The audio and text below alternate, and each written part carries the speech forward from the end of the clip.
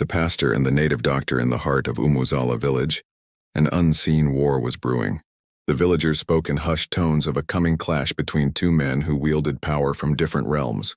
Pastor Obina, a fiery preacher known for his unshakable faith, and Ogbanta, the feared native doctor whose shrine stood like a fortress at the edge of the forest. It all began when strange happenings plagued the village. Cows fell dead overnight, children screamed in their sleep, and men collapsed suddenly on their farms. Fear spread like wildfire. Ogbanta boasted openly in the village square, "No man of God can stand against me. The spirits of the land bow at my feet." The people trembled. But Pastor Obina, calm and resolute, declared during a crusade, "The power of darkness shall not prevail here. The God of heaven will disgrace every evil altar."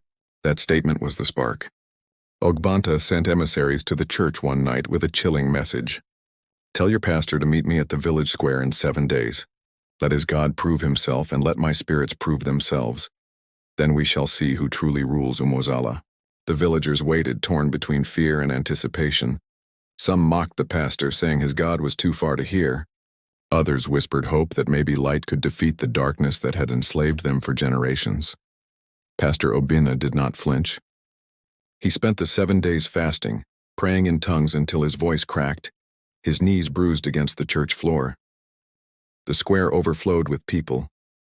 Drums of war thundered as Ogbanta arrived, clad in red cloth, cowries dangling from his neck. His staff glowed with fire as if alive. Behind him, masked followers beat their drums, chanting incantations that made even strong men tremble. Then came Pastor Obina, holding nothing but a well-worn Bible. His voice rang out, "I come in the name of the Lord of hosts." The crowd roared. The battle had begun. Ogbanta struck the ground with his staff. Instantly a whirlwind arose, hurling sand into the air. Women screamed as goats nearby fell lifeless. Laughing, he pointed at the pastor. "Bow now, or I will reduce you to ashes." Pastor Obina lifted his hands. "Father, let your fire fall." A sudden calm swept the square.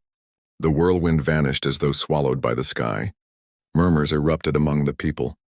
Furious, Ogbanta drew a calabash, spilling black powder into the air. The powder transformed into swarming bats that darted toward the pastor. But Pastor Obina opened his Bible and shouted, "It is written, 'No weapon formed against me shall prosper.'" Like a wave of light, the words tore through the air. The bats shrieked, burst into flames, and vanished into smoke. Ogbanta's eyes blazed red.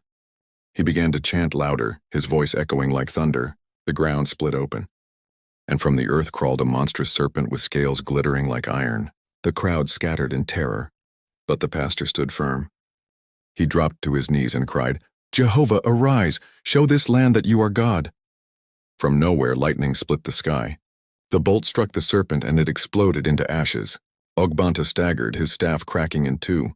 He tried to summon his last charm, but fire erupted around him, not consuming him, but stripping him of power.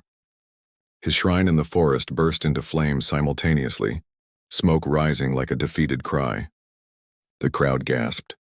The feared native doctor fell to his knees, trembling.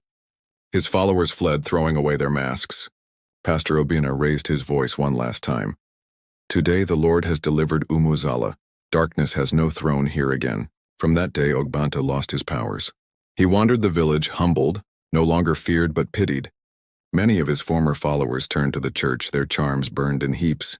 The people would never forget the day the square became a battlefield of gods, and the living God triumphed over the powers of darkness.